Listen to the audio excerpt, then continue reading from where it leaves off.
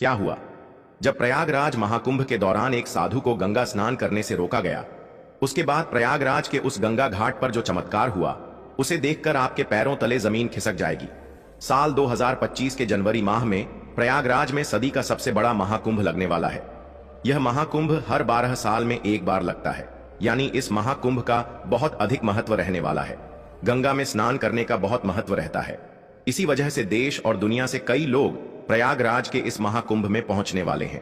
लेकिन अभी हाल ही में जो घटना सबके सामने निकल कर आ रही है, उसने सभी के होश उड़ा दिए। जहां पर एक साधु महाराज को गंगा नदी में स्नान करने से रोका गया। कोई भी महाकुंभ साधुओं के बिना अधूरा है, क्योंकि यह साधु संतों के आगमन और स्नान से ही संपूर्ण माना जाता है। देश भर से साधु महाकुंभ शुरू होने के कई दिनों पहले ही प्रयागराज पहुंच जाते हैं। इस घटना की शुरुआत होती है मध्य प्रदेश के महेश्वर में रहने वाले राधानंद जी महाराज से। राधानंद जी महाराज रोजाना सुबह 4 बजे उठकर ठंडे पानी से स्नान किया करते थे और भिक्षा प्राप्त करने के लिए निकल जाते थे। उन्होंने अपने जीवन काल में सांसारिक सुख का त्याग करके कई तपस्याएं की और कई सिद्धियां हासिल की। वे महेश्वर के घाट पर ही निवास करते थे।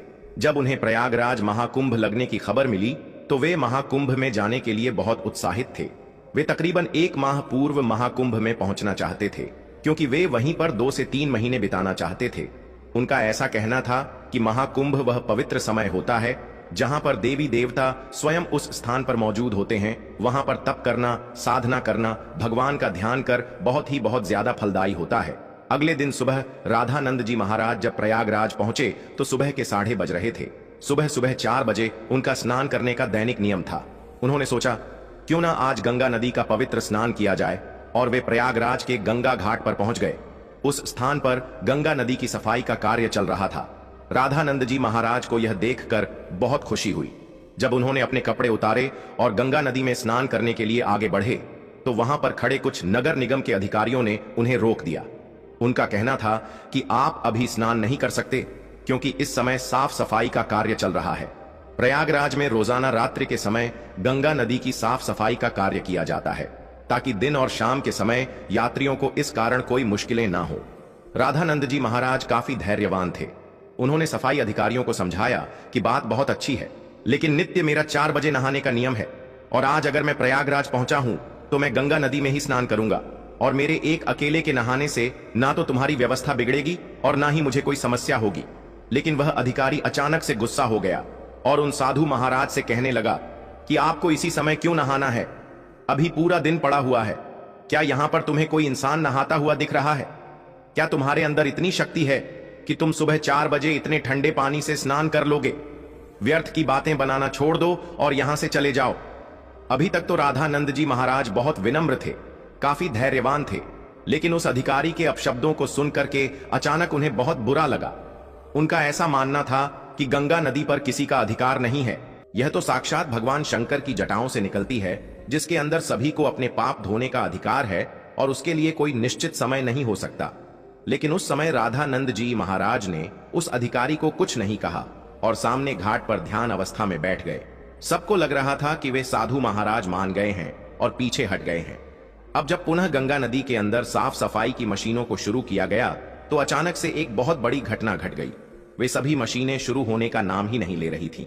ऐसा लग रहा था मानो वह जाम हो गई हो या उनके अंदर बहुत सारा कचरा फंस गया हो। अधिकारियों ने मशीन को देखा परखा और उसके अंदर का सारा कचरा बाहर निकाल दिया। सबको उम्मीद थी कि अब मशीनें कार्य करने लगेगी, लेकिन फिर जब मशीन शुरू की गई तो कोई भी मशीन चालू होने को तैयार ही नहीं थी। सभी अधिकारी बहुत हैरान थे, किसी की भी समझ नहीं आ रहा था। लेकिन जब मशीन चालू नहीं हुई तो कई मैकेनिकल इंजीनियरों की टीम को मशीन देखने के लिए बुलाया गया। उन सभी मैकेनिकों ने मशीनों को अच्छी तरह से जांचा परखा और यही पाया कि मशीन तो एकदम सही है, लेकिन इसके चालू ना होने का कारण किसी को समझ नहीं आ रहा था। राधानंद जी महाराज अभी भी उसी घाट पर ध्यान अवस्था में बैठे हुए थे। गंगा नदी का साफ सफाई का कार्य उस दिन रुका हुआ था। सभी लोग बहुत हैरान थे। उस समय जो मैकेनिकल इंजीनियर वहां पर मशीन सही करने आया था, उसने जब राधानंद जी महाराज को देखा तो उसकी आंखें खुली की खुली रह गई। वह राधानंद जी महाराज के चरणों में गिर गया और बाबा उसे आशीर्वाद देने लगे। फिर वह सभी अधिकारियों को बताने लगा कि यह महेश्वर के सिद्ध महाराज हैं। बचपन के समय पर एक बार जब मुझे सांप ने डस लिया था तो इन्होंने ही अपने चमत्कार से मेरी जान बचाई थी। तब उस अधिकारी को अपनी गलती का एहसास हुआ। वह समझ चुका था अगर यह अपने दैनिक नियम के अनुसार 4 बजे गंगा स्नान करना चाहते थे तो मुझे इन्हें रोकने का अधिकार नहीं था। मैंने जो इनका अपमान किया, इन्हें भला बुरा कहा और गंगा नदी में स्नान करने से रोक दिया, उसी का परिणाम मशीनों की खराबी के रूप में हम भुगत रहे हैं। अब यही हमारी समस्या का समाधान कर सकते हैं। हमें इनसे माफी मांगनी पड़ेगी। सभी अधिकारी मिलकर राधानंद जी महाराज के पास गए, उनके चरणों में बैठ गए और हाथ जोड़कर कहा कि हमें इस बात का अंदाजा नहीं था कि आप एक दिव्य संत हैं। हमसे बहुत बड़ी भूल हो गई है। हमें आपको स्नान करने से नहीं रोकना चाहिए था। राधानंद जी महाराज अभी भी बहुत विनम्र थे। उन्होंने अधिकारियों से कहा कि यह जरूरी नहीं है कि कोई संत चमत्कारी खोखे तभी ही उसे गंगा नदी में स्नान की अनुमति दी जाए। गंगा नदी के ऊपर साधु संतों का सबसे पहला अधिकार है। सभी अधिकारियों ने उनसे हाथ जोड़कर कहा, अब आप गंगा नदी में स्नान कर सकते हैं। हम आपसे बहुत माफी चाहते हैं। राधानंद जी महाराज समझ चुके थे कि सभी अधिकारियों को उनकी गलती का एहसास हो गया है। उनका अभिमान दूर हो गया है। उन्होंने विनम्रता पूर्वक उन अधिकारियों से कहा कि तुम चिंता क्यों करते हो? अभी समय कहां बीता है? जरा अपनी घड़ी में समय तो देखो, आखिर क्या बजे हैं? जब सभी अधिकारियों ने अपनी घड़ी में समय देखा तो उनके रोंगटे खड़े हो गए, क्योंकि उस समय सुबह के 4 बज रहे थे। किसी भी अधिकारी को यह समझ नहीं आ रहा था आखिर इतना बड़ा चमत्कार कैसे हुआ। आखिर राधानंद जी महाराज ने अपने चमत्कार से समय को कैसे पलट दिया। इतना बड़ा चमत्कार देखकर सभी अधिकारी उनके चरणों में गिर गए और बाबा की जयकार लगाने लगे। इस चमत्कारी घटना के बाद सब लोग उन्हें मान गए और उनके दास बन गए, जिसके बाद वे सुबह 4 बजे अपने नित्य कर्म के अनुसार वे गंगा नदी में स्नान करने पहुंचे और इधर मशीनों को फिर से काम करना शुरू कर दिया। सारी मन एक साथ चालू हो चुकी थी, जिससे यह प्रमाणित हो गया कि यह मशीनें केवल रामानंद जी महाराज के इशारे का इंतजार कर रही थी।